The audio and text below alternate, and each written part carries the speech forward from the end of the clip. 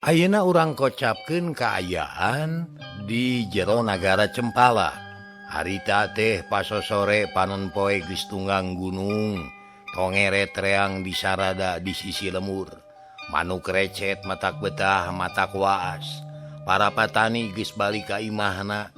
Kitu deui para sudagar jeung nu usaha sejena. Barudak arulin di buruan, lulumpatan ucing-ucingan. Suka bunga galumbira teu aya karisi karempan.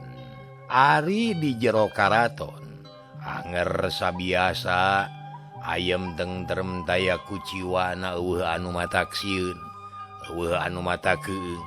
Para abdi dalem para ponggawa menak nagara jeung sakumna rahayat nagri Cempala danget ayeuna keur meujeuhna senang hate tiis ceuli herang mata.